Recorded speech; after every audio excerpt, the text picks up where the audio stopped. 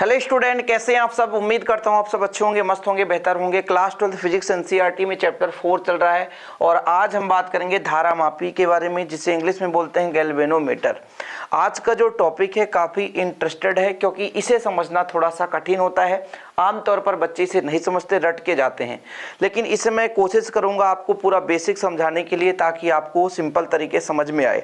एक चीज़ और है प्यारे बच्चों, जैसे मैं क्रम से आपको कराता हूं, इसके पहले मैं जो भी लेक्चर दिया हूं वो आपको आना चाहिए क्योंकि एक दूसरे से रिलेट होते हैं। जैसे यहाँ पर मैं कहूँगा कि जैसे मेरे पास एक कुंडली है, उस पर धारा प्रवाहित करते हैं तो वो घूमने की कोशिश करता है, उसमें एक बल आघूर्ण लगता है जिसका फार्मूला होता है टाउ बराबर NIAB।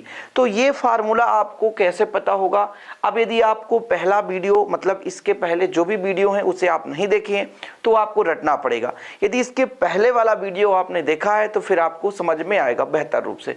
इसलिए मेरा कहना हमेशा यही रहता है कि प्लीज आप लोग क्रम से देखें, तभी आपको मजा आएगा और आपको पढ़ने में भी कुछ सार निकलेगा। चलिए शुरू करते हैं। धारा मापी, धारा मापने के उपकरण को धारा मापी कहते हैं। इसमें कुछ ज्यादा परिभाषा ही नहीं है।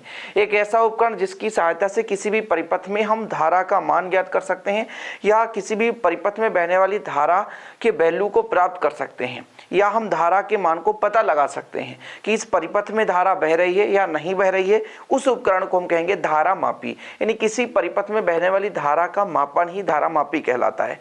जैसे हमारे पास एक चालक तार है, उसमें धारा बह रही कि नहीं, उसे हम धारा मापी की सहायता से पता कर सकते हैं। परिभाषा लिखो, धारा मापी उस उपकरण को कहते हैं जिसकी सहायता से किसी परिपथ में धारा की उपस्थिति का पता लगाया जाता है कि वाकई में इसमें धारा बह रहा है कि नहीं, और बह भी रहा है तो इसकी वैल्यू कितनी है। तो ये हम निकाल सकते हैं धारा मापी की सहायता से, जिसका नाम है गैल्वेनोमीटर। ओके, क्लियर है, समझ में आ गया। चलो अब देखो, धारा मापी को दो भागों में बांटा गया है। धारा मापी के प्रकार, धारा मापी के प्रकार, एक चल कुंडली धारा मापी और एक चल चुंबक धारा मापी। ठीक है, तो कौन कौन से, एक तो आपका चल चुंबक धारा मापी, कौन सा प्यारे बच्चों, चल चुंबक धारा मापी। ठीक है, एक चल चुंबक धारा मापी कहने का मतलब जिसमें चुंबक क्या करता है, विक्षेप होता है। दूसरा है चल कुंडली धारा मापी, चल कुंडली धारा मापी। ठीक है, ऐसा दो भागों में बांटा गया है। अब इसको दो भागों में क्यों बांटा गया है मुख्य रूप से, सर हमारे सिलेबस में तो मुख्य रूप से चल कुंडली ही है, तो हम आपको यही चीज पढ़ाएंगे, चल कुंडली धारा मापी। ये आपके सिलेबस में नहीं है। चल चुंबक धारा मापी, इसमें होता है क्या है, चल चुंबक, चल मतलब चलना, गति करना, विक्षेप होना। तो इस प्रकार के धारा मापी में जो चुंबक है उसका विक्षेप होता है, उसे बोलते हैं हम चल चुंबक धारा मापी। चल कुंडली धारा मापी की बात करें तो इस प्रकार के धारा मापी में प्यारे बच्चों कुंडली का विक्षेप होता है ना। किसका विक्षेप होता है, कुंडली का विक्षेप होता है। तो आप लोग परिभाषा लिखो, पहला नंबर चल कुंडली धारा, पहले चल चुंबक है ना तो आप लोग हेडिंग लगाओ चल चुंबक धारा मापी, चल चुंबक धारा मापी। क्या मैंने कहा कि इस प्रकार के धारा मापी में कुंडली स्थिर रहता है, जबकि आपका चुंबक क्या होता है, के धारा मापी में, इस प्रकार के धारा मापी में, इस प्रकार के धारा मापी में, मैं बोलते चलता हूं भाई साहब, आप लिखते चलो। कुछ बच्चे कहते हैं सर कम मतलब हम वहां पर रेजुलेशन कम कर रहे हैं तो दिखता नहीं है अच्छे से, थोड़ा सा आप 360 कर लिया करो, या कि मैं बोलते जाता हूं आप लिख लिया करो। एक काम किया करो, मैं जो भी बोलूं उसे लिख लिया करो। तो इस प्रकार के धारा मापी में, इस प्रकार के धारा मापी में क्या होता है भाई साहब, चल चुंबक, चुंबक क्या होता है, विक्षेपित होता है। चुंबक क्या होता है, विक्षेपित होता है, किंतु कुंडली क्या होती है, स्थिर होती है। तो इस प्रकार के धारा मापी में कुंडली स्थिर होती है, कुंडली स्थिर होती है, तथा जो आपका चुंबक है, चुंबक क्या रहता है, विक्षेपित होता है, चुंबक विक्षेपित होता है। ठीक है, एग्जाम्पल के तौर में एक आध एग्जाम्पल आप लिख सकते हो, जैसे स्पर्शज्या धारा मापी, इसका स्पर्शज्या धारा मापी। ठीक है, ये आपका स्पर्शज जो धारा मापी है वो चल चुंबक धारा मापी है। चल चुंबक में देखो, धारा मापी एक ऐसा उपकरण जिसकी सहायता से किसी परिपथ में धारा का मान पता लगाते हैं। ठीक है, इसमें से पहला प्रकार हमने कहा चल चुंबक। चल चुंबक मतलब चुंबक विक्षेपित होगा और आपका कुंडली स्थिर रहेगा, इसलिए बोला गया चल चुंबक। क्या बोला गया? चल चुंबक, यानी चुंबक जो है चलता है, अपने जगह पे विक्षेपित होता है, कुंडली स्थिर रहती है, तो उसे हम बोलेंगे चल चुंबक धारा मापी। ओके, ठीक है। दूसरा नंबर आपका आ जाता है चल कुंडली धारा मापी। क्या? अब इसका अपोजिट हो जाएगा, चल कुंडली धारा मापी। इसकी परिभाषा आप कैसे दोगे? इस प्रकार के धारा मापी में कुंडली क्या होती है? विक्षेपित होती है तथा चुंबक स्थिर रहता है। इस प्रकार के धारा मापी में, इस प्रकार के धारा मापी में कुंडली विक्षेपित होती है, कुंडली विक्षेपित होती है तथा चुंबक स्थिर रहता है, चुंबक स्थिर रहता है। ठीक है, इसको दो भागों में बांटा गया है प्यारे बच्चों, इसको दो भागों में बांटा गया है। एक आपका है निलंबित कुंडली। ठीक है, इसको दो भागों में बांटा गया है। कौन कौन सा? पहला निलंबित, दूसरा कीलकित। ठीक है, दो भागों में बांटा गया है। पहला नंबर निलंबित, निलंबित निलंबित कुंडली धारा मापी, कुंडली धारा मापी।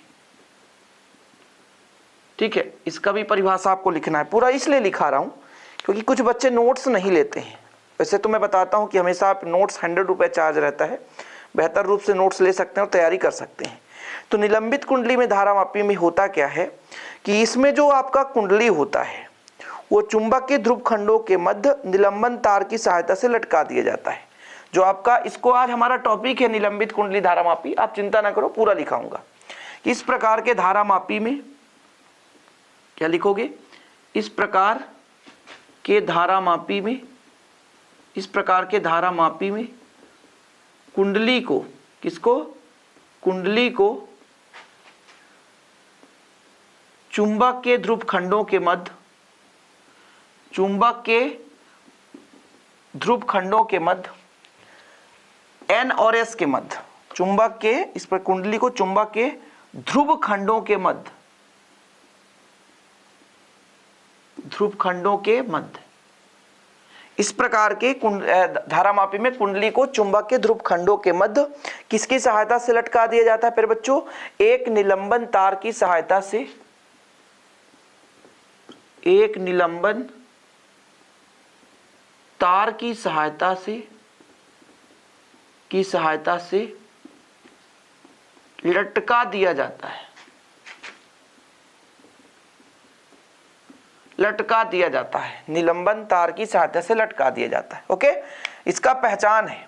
इसके बाद आपका आता है दूसरा नंबर। दूसरा नंबर है आपका, ये आपका हो गया निलंबित, दूसरा है कीलकित। नीचे दिख रहा है? बिल्कुल दिख रहा है। कीलकित, कीलकित कुंडली, कीलकित कुंडली धारा मापी, कीलकित कुंडली धारा मापी। अब देखो, जो हमारा पहला निलंबित था, तो निलंबित का मतलब निलंबन तार की सहायता से लटकाया जाता है कुंडली को। अब इसमें कीलकित का मतलब ये हो गया कि कील की सहायता से इसको मजबूत दो चूल्हों में, है ना, चूल्हों के बीच संतुलित कर दिया जाता है।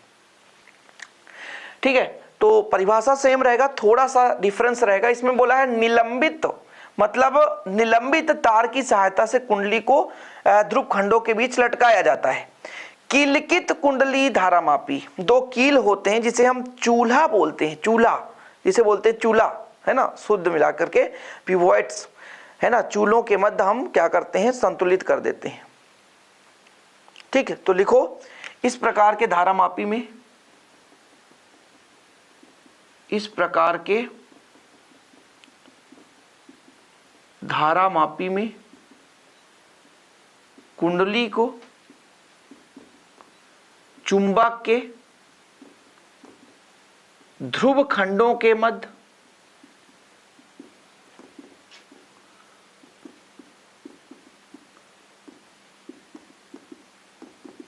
दो चूल्हों की सहायता या दो चूल्हों में क्या किया जाता है, संतुलित किया जाता है।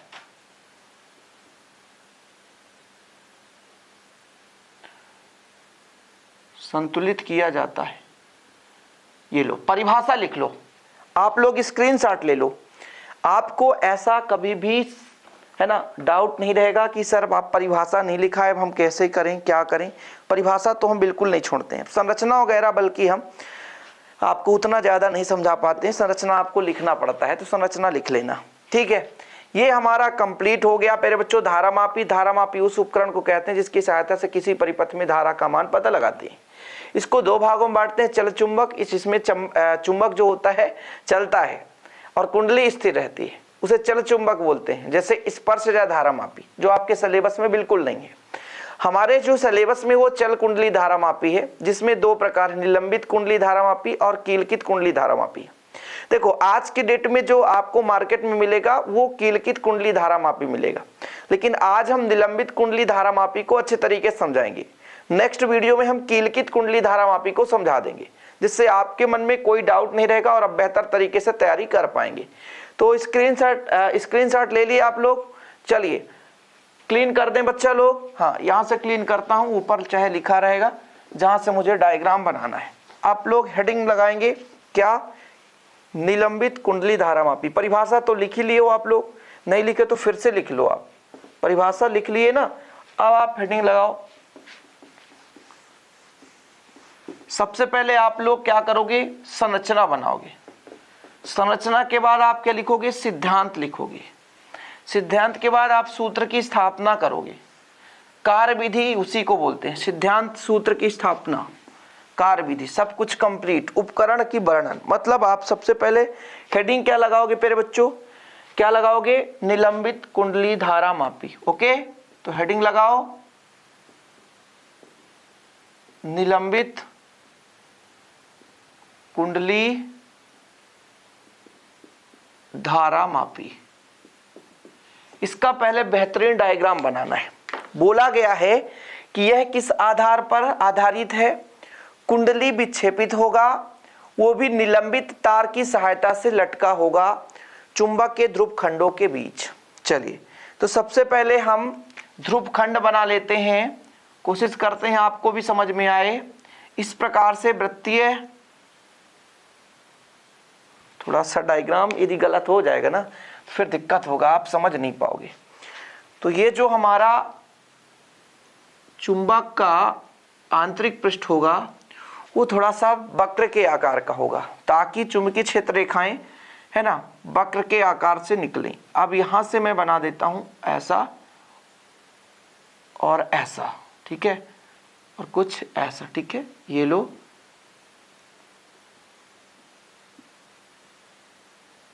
चित्र भी आपको बनाना आना चाहिए, समझ रहे हो।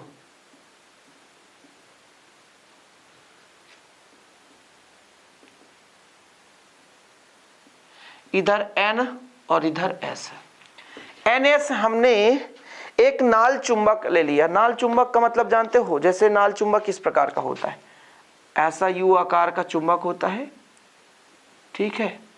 इसके एक भाग पर मान लीजिए N है तो दूसरे भाग पर S है, तो ये नाल चुंबक कहलाता है। कैसा चुंबक है, नाल चुंबक है। तो नाल चुंबक हमने ले लिया। कौन सा चुंबक, नाल चुंबक ले लिया, कोई दिक्कत। चलो अब चुंबक स्थिर रहता है, चुंबक में कोई विक्षेपण नहीं होता है, मतलब जो चुंबक होता है विक्षेपित नहीं होता है। अब इसमें प्यारे बच्चों आपको बनाना है कुंडली। कुंडली कैसे बनाएंगे, अंदर जो सबसे कुंडली का आंतरिक भाग जो होता है वो नर्म लोहे का क्रोड होता है। नर्म लोहे का क्रोड मैं छोटा सा बना देता हूं, ये नर्म लोहे का क्रोड है, ठीक है। ये क्या है, नर्म लोहे का क्रोड है, ये नर्म लोहे का क्रोड है। चीजें क्लियर है। इसके बाद इस नर्म लोहे के क्रोड के ऊपर कुछ बेलनाकार हमारे पास, यानी बेलन के आकार का एल्युमिनियम का फ्रेम होता है। क्या होता है, एल्युमिनियम का फ्रेम। अब इस एल्युमिनियम के फ्रेम के चारों ओर ये जो हमारा तांबे का तार लपटा रहता है, ऐसा कई फेरे हो सकते हैं, एक फेरे नहीं कई फेरे हो सकते हैं। तो ये हमारा प्यारे बच्चों बन चुका है कुंडली। क्या बन चुका है? कुंडली। ये कुंडली बन गया। अब ये जो कुंडली है कुछ इस प्रकार से होता है। ये हम मान के चलते हैं फ्रेम है, इसके चारों ओर चालक तार आप लपेटोगे। देखो मैं चालक तार लपेट रहा हूं, ये मेरे पास कुंडली है, इसके चारों ओर ये आपका बेलन के आकार का होगा या तो आयताकार होगा, इसके चारों ओर इस प्रकार से कुंडली लपेटी जाती है। लो चालक तार कई फेरे लपेटे जाते हैं, कई फेरे ऐसे, कई फेरे हम लपेट देंगे। ये लो देखो बन रहा है ना, ये बन रहा है, समझ में आ रहा है? इस प्रकार से कुछ लपेटा जाता है। मतलब हमारा जो कुंडली है वो तीन चीजों से मिलकर बना है। कौन कौन सा तीन चीज? एक हमारा आंतरिक भाग में नर्म लोहे का क्रोड है, कोई दिक्कत? उसके जो चारों ओर है वो एल्युमिनियम का फ्रेम है।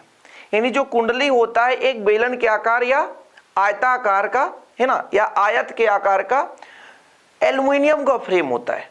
उसके ऊपर हम क्या करते हैं, इस प्रकार से तांबे के तार को लपेट देते हैं, जिसकी सहायता से हम धारा प्रवाहित करते हैं।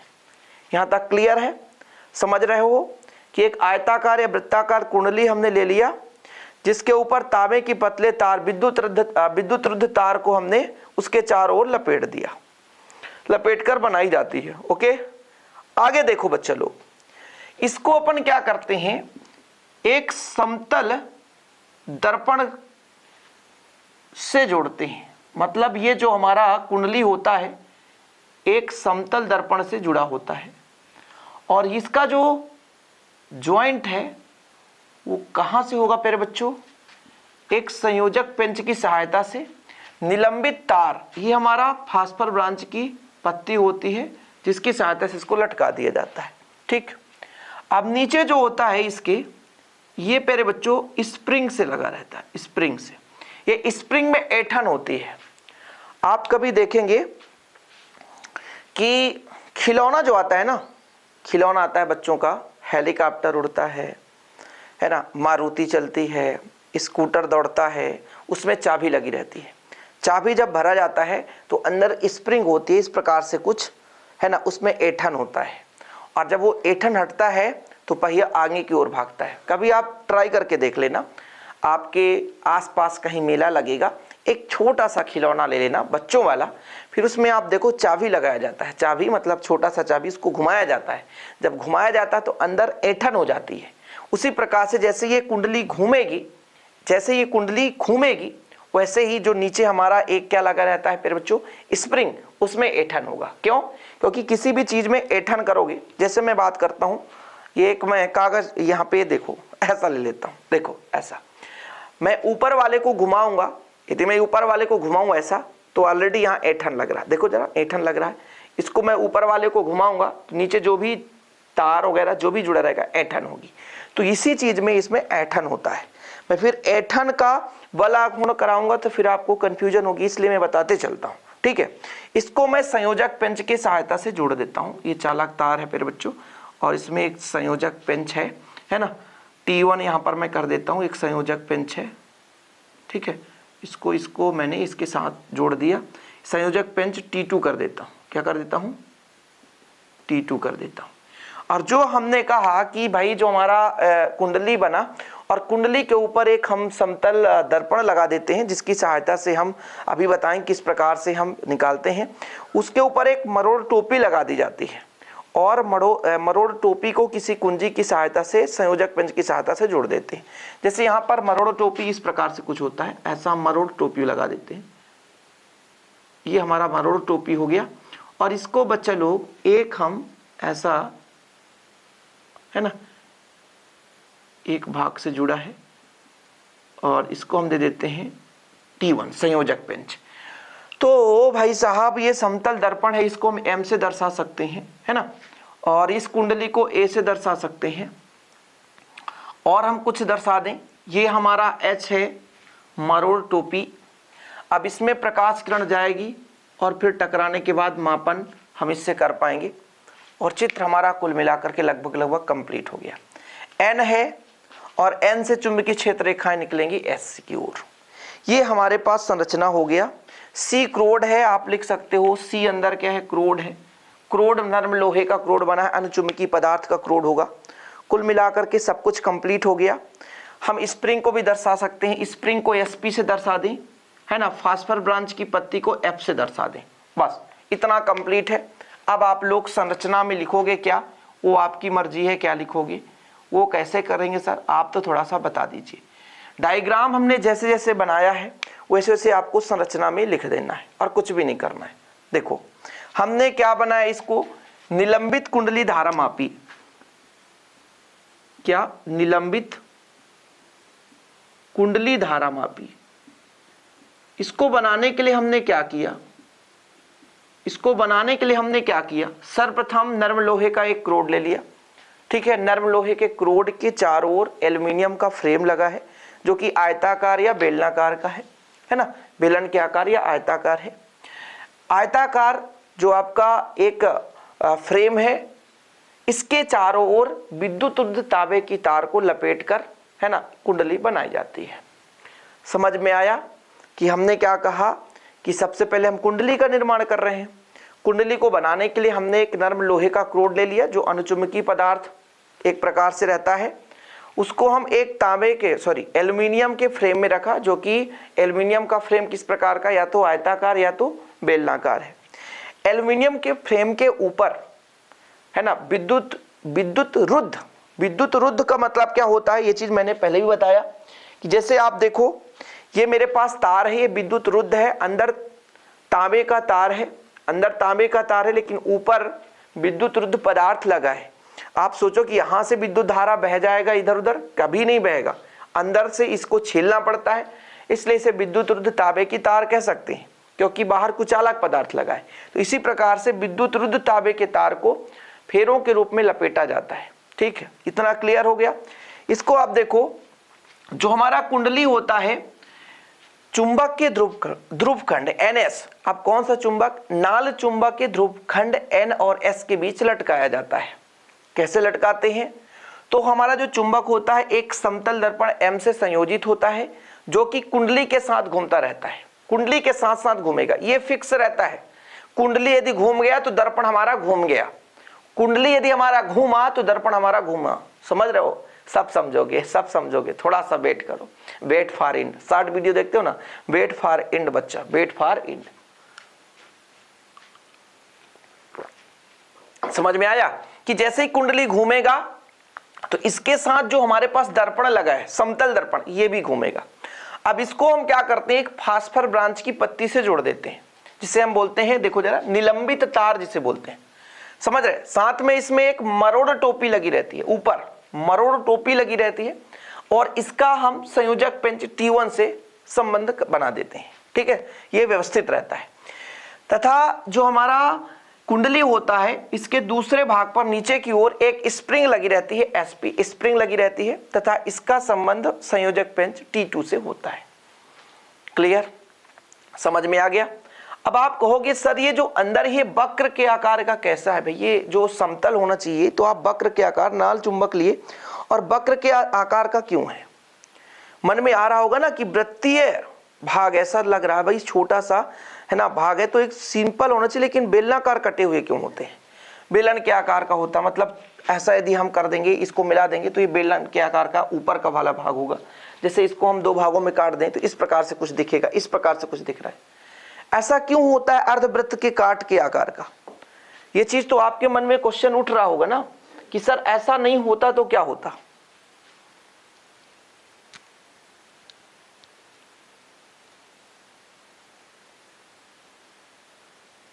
ठीक है, तो इसका कारण मैं बताऊंगा, थोड़ा समझने की कोशिश करो।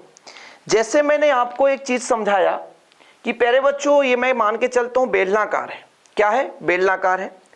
बेलन के आकार है, जब आप ऊपर से देखोगे तो कुछ इस प्रकार से दिखेगा बेलन के आकार का। यानी जो मैं इस बेलन को लिया, मैंने पूरा कुंडली को लिया, तो यदि मैं ऊपर से देखता तो कुछ इस प्रकार से दिखता। जैसे मैं एक लोटा का भाग ले लेता हूं, ये लोटा है ना, ये बेलन के आकार का होता प्यारे बच्चों। तो मैं जब ऊपर से देखता तो या तो ऊपर वाला भाग दिखता, इसमें पानी है, नहीं मैं ऐसा घुमा देता तो ये ऊपर वाला भाग दिखेगा, ऊपर वाला भाग दिखेगा, सही बात है कि नहीं। और इसके आजू बाजू में क्या है, हमारे पास चुंबक है। और इसका रीजन मैं समझाने के लिए थोड़ा एक अलग से डायग्राम बना देता हूं। ऐसा मैंने कहा चुंबक ले लिया, ये मेरे पास एक अंदर अवतल, एक प्रकार से देखो अवतल दर्पण कैसे होता है, इस प्रकार से आपका अवतल दर्पण होता है ना। अंदर क्या होता है, धंसा हुआ होता है ना। तो ये अवतल दर्पण प्यारे बच्चों ये क्यों है अवतल के आकार का, इसका रीजन मैं बताऊंगा। क्योंकि जितना देखो जो चुंबकीय क्षेत्र रेखाएं होती हैं वो लंबवत निकलती हैं। कैसे निकलती हैं, लंबवत निकलती हैं और लंबवत ही प्रवेश होती हैं। ये चीज तो आपको पता होना चाहिए। जिस प्रकार से विद्युत क्षेत्र रेखाएं लंबवत निकलती हैं और लंबवत प्रवेश करती हैं, तो यहां पर यदि चुंबकीय क्षेत्र रेखाएं निकलेंगी यदि बेलन के आकार, तो ऐसे लंबवत निकलेंगी, यहां से ऐसे, यहां से ऐसे, यहां से ऐसे, यहां से ऐसे, यहां से ऐसे, यहां से ऐसे। अब देखो मैंने कहा ये ध्रुव खंड है, एक N है और यहां पे S। अब यहां पे जहां पे देखोगे तो ऐसा प्रवेश करेगा, ऐसा प्रवेश करेगा, ऐसा प्रवेश करेगा, लंबवत प्रवेश करेगा ना, कुल मिलाकर के ऐसा। अब मैं आपको एक चीज समझाया कि यदि मैं ऊपर से देखूं तो ये जो हमारा कुंडली है उसका कुछ एक भाग दिखाई देगा, एक भाग दिखाई देगा, मतलब हमें इस प्रकार का एक गोला आकार का दिखाई देगा, जिसमें प्यारे बच्चों तांबे के तार को लपेटा गया है। तांबे के तार को इस तरह से तांबे के तार ऊपर भी रहेगी। ऐसा क्यों, क्योंकि मैं आपको समझाना चाहता हूं। ये कैसे समझ में आएगा सर, मजा नहीं आ रहा आज का क्लास, आएगा मजा। ये मेरे पास कुंडली है, इस कुंडली को कब हम कुंडली कह सकते हैं, जब इसमें विद्युत रुद्ध तांबे के तार को लपेट दें। ये लो, हम लपेट रहे हैं और लपेट दें, ये लो और लपेटो और लपेटो सर, लपेटो और लपेटो, जितना हो सकता है लपेटो, पूरा तार खत्म हो गया। अब इसमें कनेक्शन रहेगा ताकि हम दे सके। अब देखो जरा इधर देखो, पास से देखो, कुछ दिख रहा है इस प्रकार से, दिख रहा है ना, ये दिख रहा है ये तार, सही बात है ना। हाँ अब समझ में आया होगा आपको, अब समझ में आया होगा कि सही बात है सर, ये बेलन के आकार, जब हम ऐसे तांबे के तार को लपेटे तो तांबे के तार इस प्रकार से होगा। अब दिक्कत ये है कि ये जो तांबे का तार हमने लपेटा है, तो जब हम कल बता रहे थे कि एक आयताकार हमारे पास प्लेट है, क्या है, आयताकार प्लेट है ना, इसको चुंबकीय क्षेत्र में रखते हैं तो ऊपर वाला जो और नीचे वाला ये जो अक्ष, ये हमारे चुंबकीय क्षेत्र के अनुदिश होगा, यानी समांतर होगा। और जब समांतर होगा तो यहां पर जो चुंबकीय क्षेत्र टोटल कितना हो जाएगा, 0, मतलब यहां पर कोई बल कार्य नहीं करेगा। समझ रहे हैं, कोई बल कार्य नहीं करेगा। एम्पियर के परिपथी नियम से आप निकाल सकते हो और कई तरीके से निकाल सकते हो। तो यहां पर किसी प्रकार का बल कार्य नहीं करेगा, क्योंकि यहां पे जो हमारा, यहां पे मेरे बच्चों 0 डिग्री बनेगा, धारा इधर बहेगी है ना, और इधर ही हमारा क्या हो जाएगा, चुंबकीय क्षेत्र होगा। इसलिए यहां पर 0 डिग्री होना जरूरी है। अब यहां पर भी 0 डिग्री होगा, यहां 90 डिग्री, यहां 90 डिग्री। तो हम यदि बात करें बेलन की, ये बेलन है, ये क्या है, बेलन है, ठीक है। इसमें हम तांबे के तार को लपेटे हैं।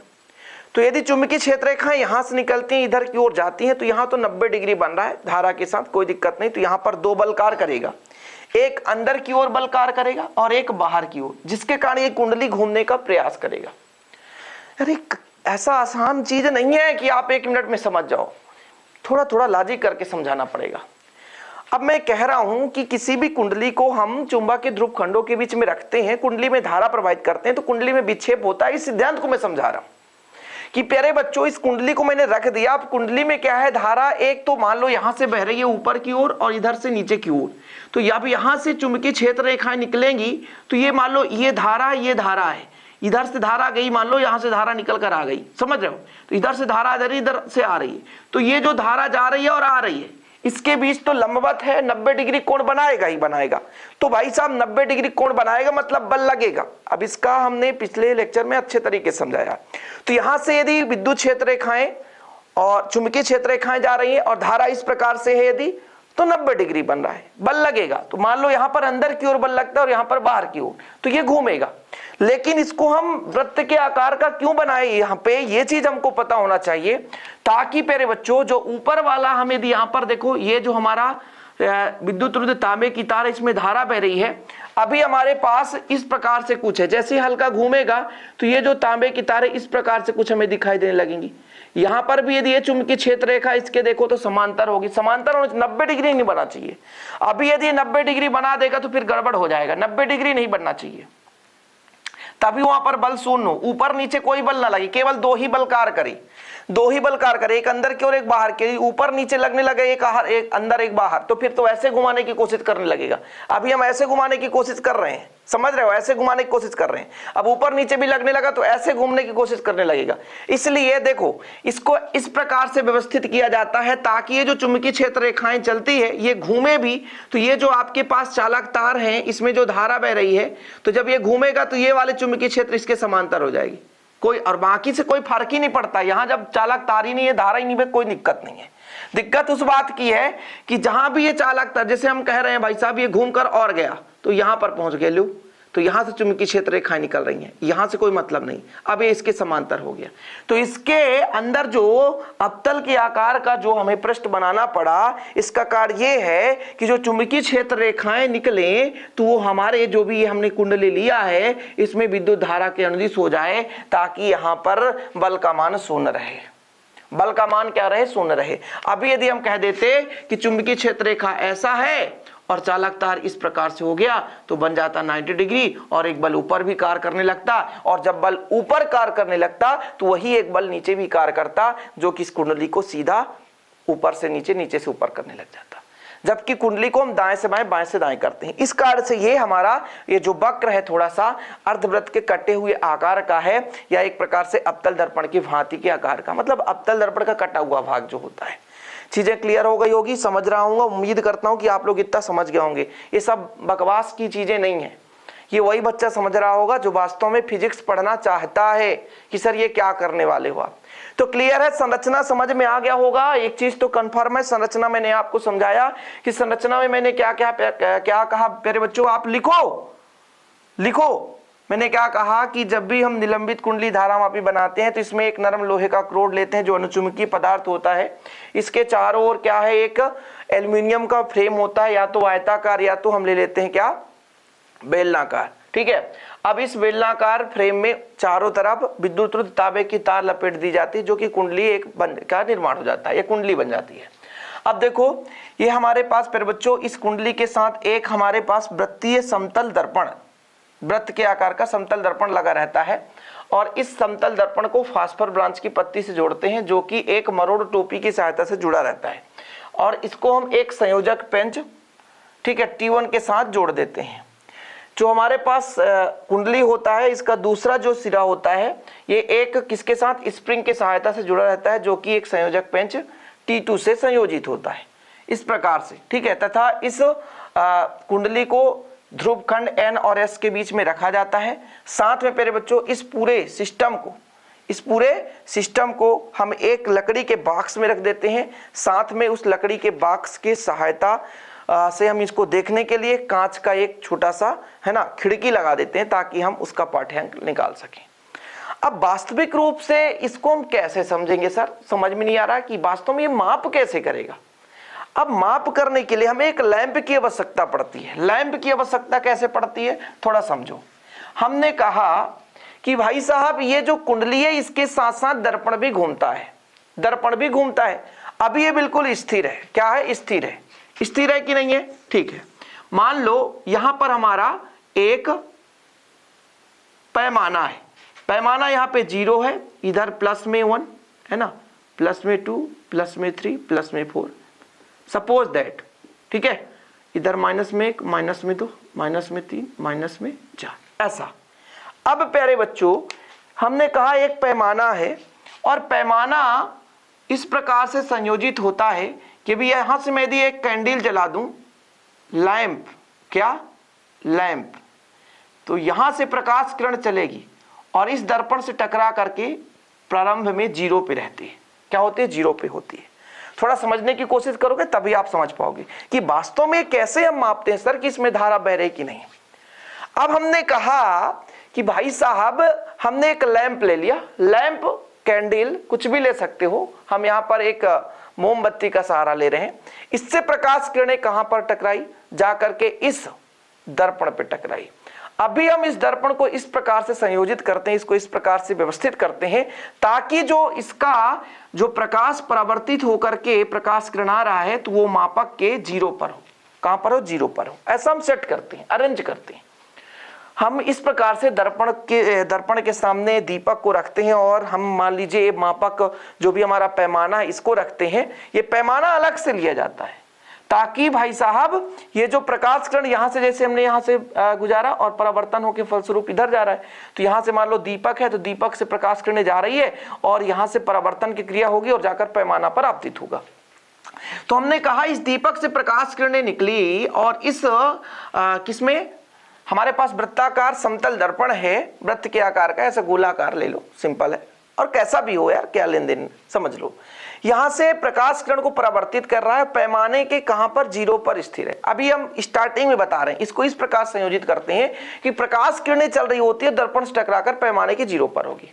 और जैसे ही धारा बहाते हैं, तो हमने कहा जैसे ही धारा बहाते तो कुंडली में विक्षेप होता है। हमने आपको सिद्धांत बताई दिया, ऊपर नीचे इस प्रकार उसको संयोजित करते हैं कि ये किधर भी घूमेगा, ये जो चुंबकीय क्षेत्र रेखाएं चलती है उसके अनुदिश होंगी। 0 डिग्री बनेगा, जहां 0 डिग्री बन रहा है वहां पर कोई बलकार, ऊपर नीचे कोई बलकार नहीं कर रहा है।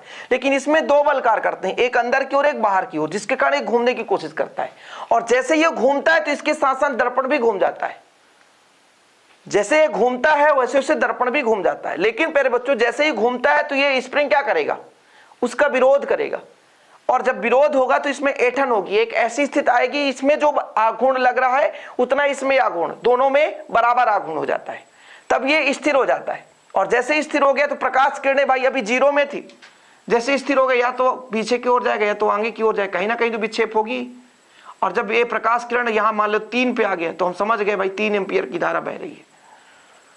ऐसा मान ज्ञात करने के लिए सिस्टम बनाया जाता है, ये पैमाना अलग से रखा जाता है। इसलिए तो कहते हैं इसे थोड़ा एक स्थान से दूसरे स्थान तक तुरंत हम नहीं ले जा सकते। जो हमारा अब नया बन चुका है कीलकित कुंडली अथवा वेस्टर्न धारामापी, वो थोड़ा सा इससे सुविधाजनक है, लेकिन ये थोड़ा सुविधाजनक नहीं है। चीजें क्लियर है? ग्लास पानी पीना आपको।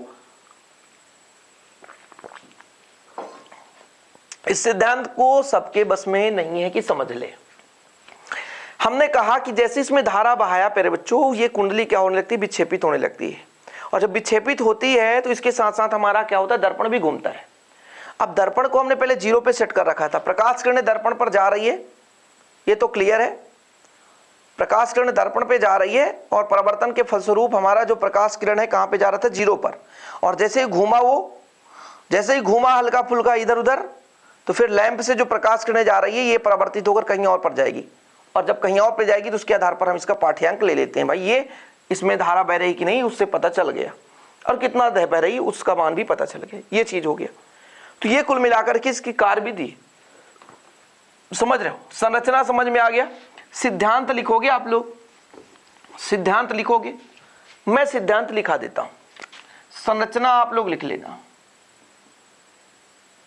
संरचना एक बार फिर से मैं चर्चा कर लेता हूं कि भाई साहब जो हमारा ये क्या है, निलंबित कुंडली धारामापी को बनाने के लिए नर्म लोहे का एक रोड लेते हैं, जो सी है देख सकते हैं आप लोग, ठीक है। और इसके चारों ओर एल्युमिनियम का फ्रेम लगा रहता है जो कि आयताकार या बेलनाकार होता है। अब इस आयताकार या बेलनाकार फ्रेम में चारों ओर हम विद्युत तांबे के तार को लपेटते हैं, ठीक है, जो कि हमारा एक कुंडली का निर्माण हो जाता है। इस कुंडली के साथ एक क्या लगा रहता है, एक हमारे पास समतल दर्पण लगा रहता है जो कि एक वृत्त के आकार का होता है, यानी गोला आकार कुल मिलाकर समझो, है ना। तो हमारे पास एक समतल दर्पण, कुछ ना बने समतल दर्पण तो खरीद सकते हो। इसको हम फास्फोर ब्रांच की पत्ती से जोड़ते हैं, जिसमें एक मरोड़ टोपी लगा रहता है, ये मरोड़ टोपी, और इसका संयोजन एक संयोजक पेंच T1 से रहता है। इस पूरे कुंडली को NS नाल चुंबक के NS ध्रुव खंड के बीच में लटकाया जाता है फास्फोर ब्रांच की सहायता से, समझ रहे। इसके दूसरे सिरे पर एक स्प्रिंग SP होता है जिसका संयोजन T1 संयोजक पेंच से रहता है। इतना लिख दोगे काफी है, बहुत ज्यादा लंबा चौड़ा लिखने की आवश्यकता भी नहीं है। सिद्धांत क्या है कि जब किसी कुंडली को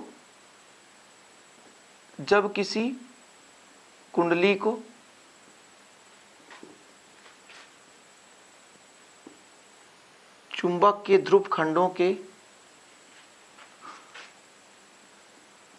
ध्रुव खंडों के मध्य रख कर कुंडली में धारा प्रवाहित की जाती है,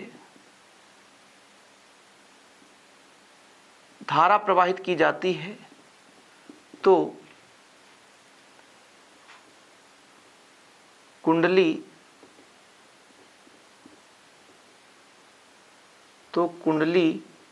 विक्षेपित होने लगता है।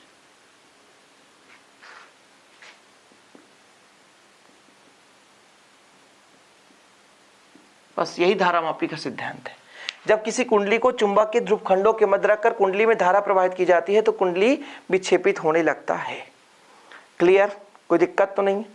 ये सिद्धांत है और कुछ नहीं है भाई। इसमें दो बल कार्य करते हैं ना, और हम इसको इस प्रकार से रखते हैं कि किसी से टकराए ना, इसके बीच में गैप होता है ध्रुव खंडों के बीच में, नहीं तो पता चला ऐसे घूमने की कोशिश किया जाकर के किसी कोने से टकरा गया। ठीक, अब आप लोग हेडिंग लगाओ थोड़ा सा, सूत्र की स्थापना, कैसे हम इससे धारा का मान निकाल पाएंगे, सूत्र की स्थापना। ठीक, थोड़ा समझने की कोशिश करेंगे आप लोग। सूत्र की स्थापना के लिए हमने आपको कल बताया था कि जैसे ही प्यारे बच्चों कुंडली में धारा प्रवाहित करते हैं, क्या कुंडली में, यहां पर थोड़ा सा लिखेंगे आप लोग, माना कुंडली में फेरों की संख्या कैपिटल N है तथा कुंडली में प्रवाहित धारा I है, प्रवाहित धारा I है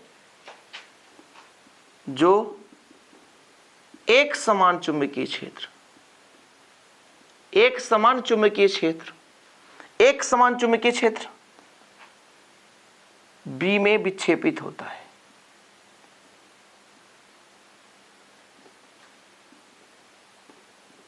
तब कुंडली में बल युग्म आघूर्ण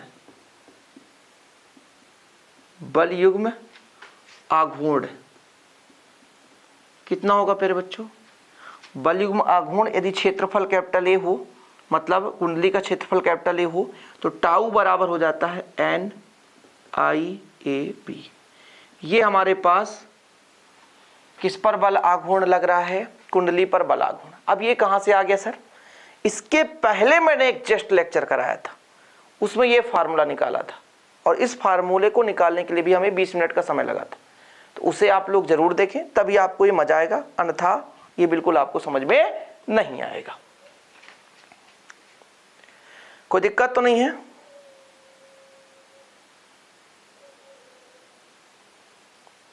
यहां तक समझ में आ गया? ठीक। अब जैसे ही हमने कहा कि चाहे आप इसकी बात करो, स्प्रिंग में भी ऐंठन होगा, और आपके जो यहां पे फास्फोरस ब्रांच की पत्ती होगी इसमें भी ऐंठन होगी। ये जब घूमेगा तो ये भी तो घूमेगा ना, ये भी तो घूमेगा। स्प्रिंग में भी ऐंठन होगी, और प्यारे बच्चों हो सकता है जो फास्फोरस ब्रांच की पत्ती हो, निलंबन तार हो, उसमें भी ऐंठन होगी। ये तो क्लियर है कि ऐंठन तो दोनों जगह होगी, ऊपर भी होगी, नीचे भी होगी, क्योंकि घूम तो कुंडली रही है। तो इसमें भी ऐंठन होगी, इसमें भी ऐंठन होगी। तो चाहे हम नीचे को लेकर चले कि जैसे ही कुंडली विक्षेपित होती है तो फास्फोरस ब्रांच की पत्ती में ऐंठन होता है ना। ऐंठन मान लीजिए फाई हो रहा हो, जितना भी ऐंठन हो रहा हो, मान लो 10 डिग्री, 20 डिग्री, 25 डिग्री, 30 डिग्री, जितना भी हो कोण घूम रहा हो।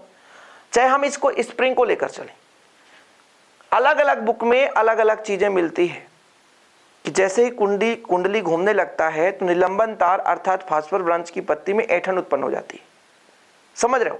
नीचे लिख दो, यहां पर मैं पहले लिख देता हूं, जैसे ही कुंडली, नीचे दिख रहा है यार बच्चे लोग, यहां पर लिखता हूं,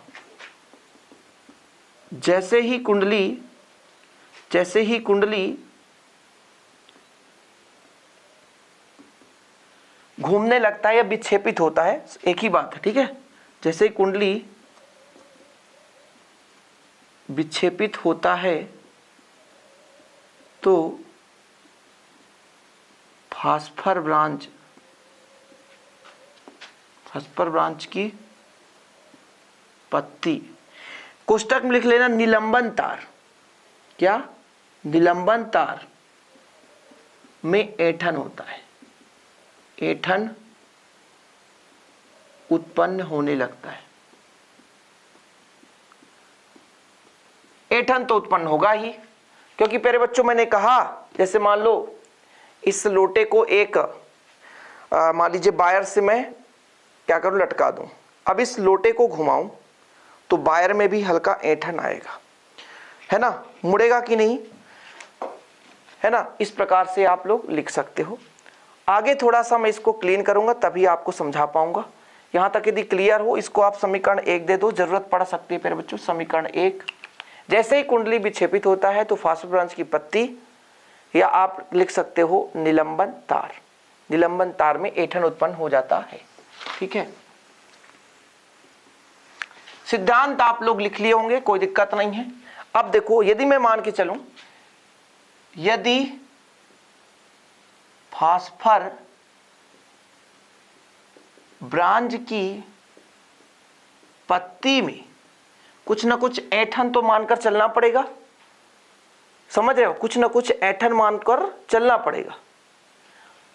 में ऐंठन अर्थात ऐंठन की जगह या करके, ऐंठन का दूसरा नाम क्या कर सकता हूं, ऐंठन का दूसरा नाम क्या कर सकता हूं, कुछ तो दूसरा भी हो सकता है ना, है ना।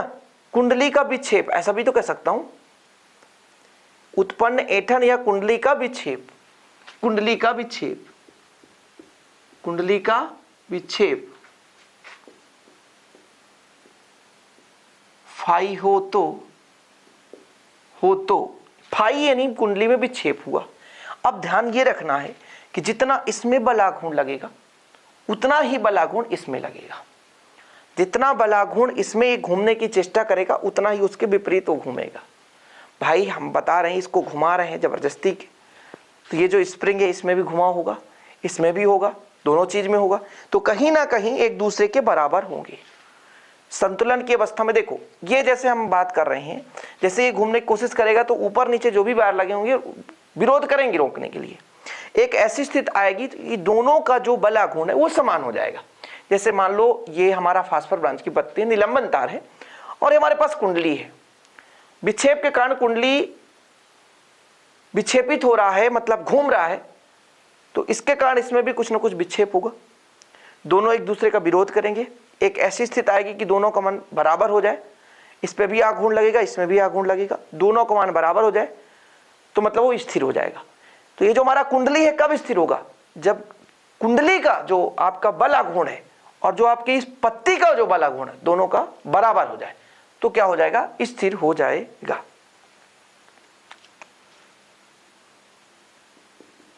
ऐंठन, ऐंठन को कैसे दर्शाते हैं, ऐंठन का बल आघूर्ण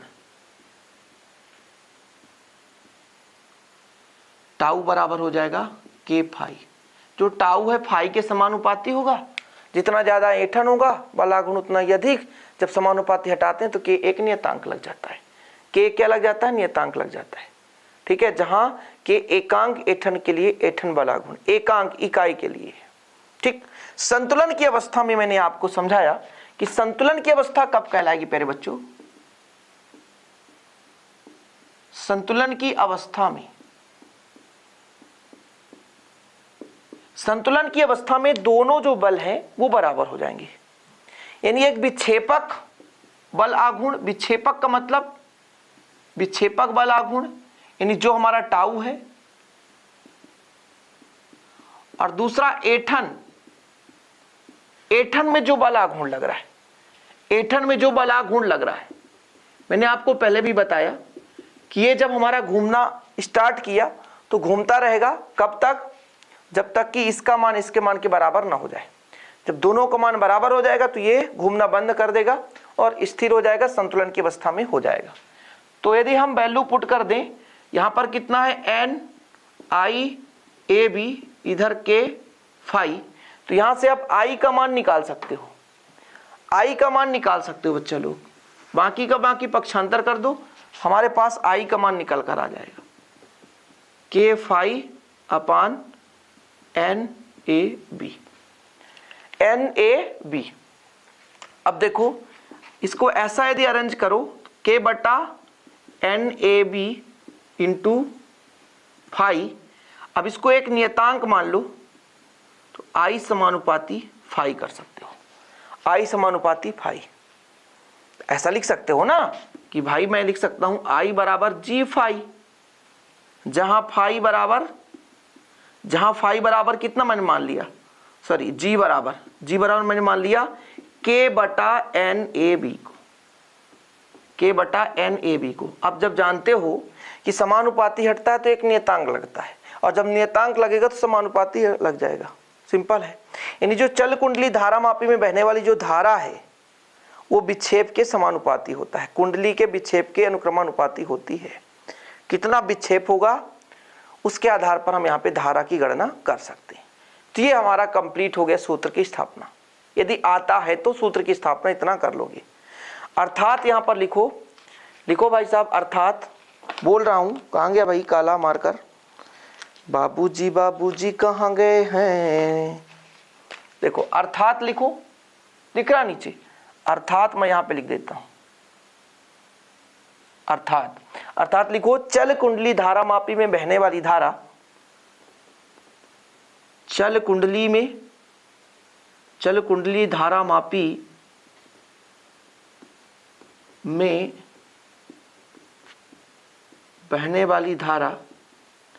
बहने वाली धारा कुंडली के विक्षेप के अनुक्रमानुपाती, ये फाई है ना, बहने वाली धारा कुंडली में विक्षेप के, दिख जाएगा, अनुक्रमानुपाती होती है।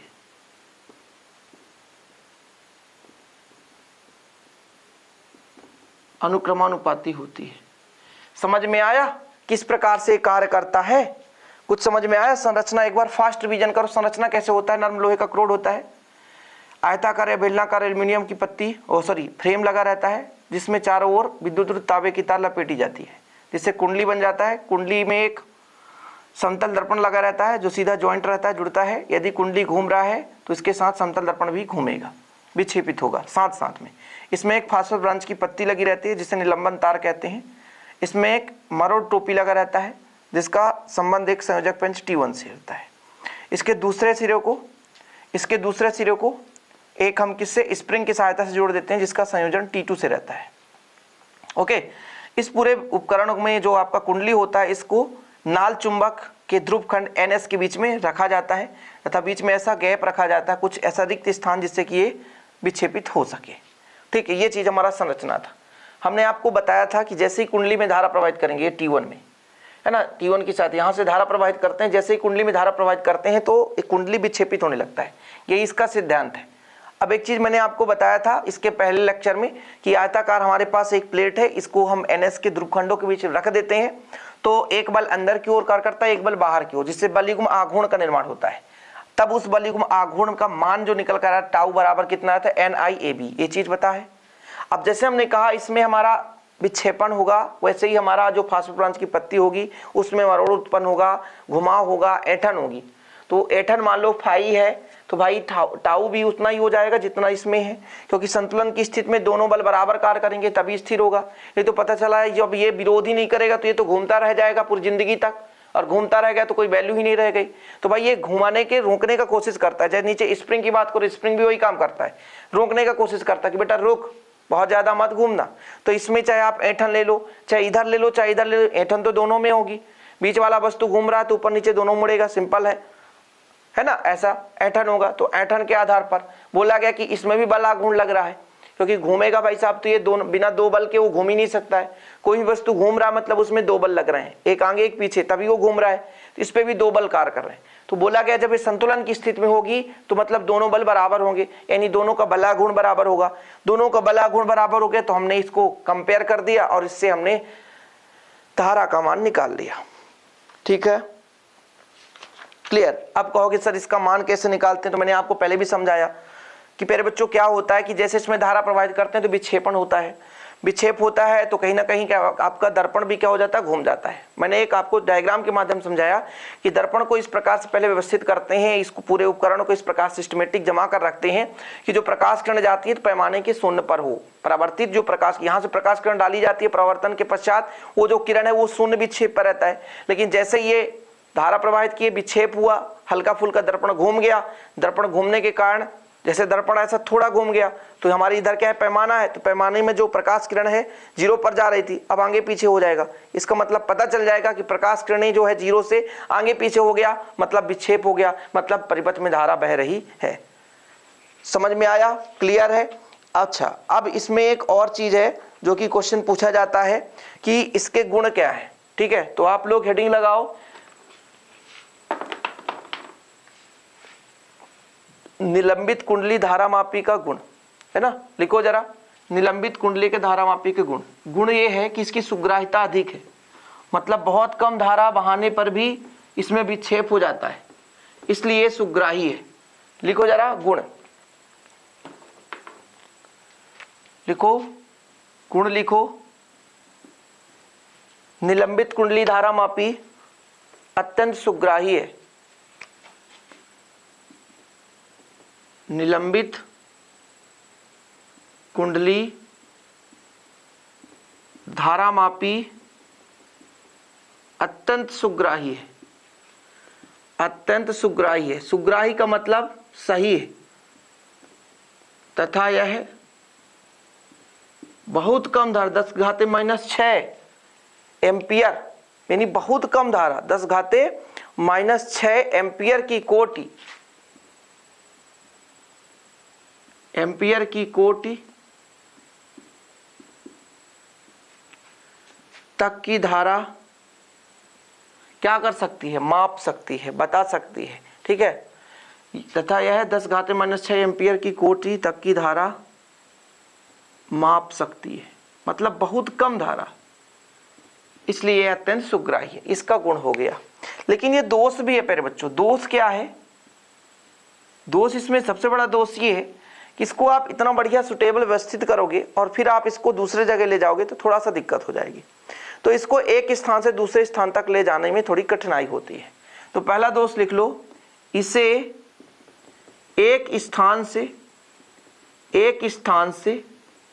दूसरे स्थान तक ले जाने में क्या होता है, कठिनाई होता है। ठीक है, एक स्थान से दूसरे स्थान तक ले जाने में थोड़ा सा क्या होता है, कठिनाई होता है। कोई दिक्कत तो नहीं है, याद हो जाएगा। अब दूसरा चीज ये भी है कि चूंकि ये फास्फर ब्रांच की पत्ती से लटकाया जाता है तो इसमें एक खतरा होता है कि कहीं फास्फर ब्रांच की पत्ती टूट ना जाए। तो ये दूसरा इसका दोष है कि फास्फर ब्रांच की पत्ती टूटने का खतरा बना रहता है। जो फास्फर ब्रांच की पत्ती है इससे कुंडली लटकाया जाता है, अतः पत्ती के टूटने का डर बना रहता है। ठीक है, तो दूसरा नंबर लिख लो, फास्फर ब्रांच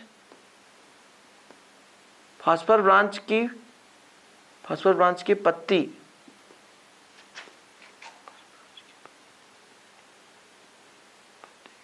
टूटने का डर बना रहता है।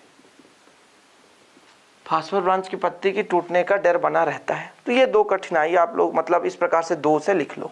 ठीक है, और सुग्राहिता आपको पता होगा कि इसकी सुग्राहिता क्यों अधिक है, क्योंकि ये बहुत अल्प मात्रा में धारा की माप कर सकता है। तो ये हमारा आज हो गया निलंबित कुंडली धारा मापी। कल जो हमारा रहेगा वो रहेगा कीलकित कुंडली धारा मापी, जो कि बिल्कुल सेम है, सब कुछ सेम है, थोड़ा सा अलग तरीके से समझाने की कोशिश करूंगा, बस हो गया। ये निलंबित कुंडली धारा मापी क्लियर हो गया होगा। कीलकित कुंडली धारा मापी थोड़ा सा, इससे थोड़ा सा सिद्धांत चेंज है, बाकी फार्मूला वही निकलेगा, कोई दिक्कत ही नहीं है। काम थोड़ा उसी प्रकार से करेगा, कुंडली विक्षेपित होगा, बस इसको क्या करेंगे, दो चूलों के मध्य विशेष रूप से व्यवस्थित करेंगे। तो उम्मीद करता हूं कि आज आप लोग इसको समझ गए होंगे, और ऐसे ही वीडियो हमारे चैनल पे रेगुलर पाने के लिए चैनल को सब्सक्राइब कर लें। और जो बच्चा अभी तक नोट्स नहीं लिया तो कांटेक्ट कर सकते हैं और नोट्स हैंडी टेन नोट्स ले सकते हैं बेहतर रूप से तैयारी करने के लिए। चलिए प्यारे बच्चों, आप लोग पढ़ते रहिए, निरंतर मेहनत करते रहिए और हमारे साथ जुड़े रहिए। ऐसे वीडियो रेगुलर आपको मिलते रहेंगे समय समय पर। जो भी आपको डाउट हो तो आप लोग कमेंट बॉक्स में कमेंट कर दें। मिलते हैं अगली वीडियो के साथ। जय हिंद, वंदे मातरम।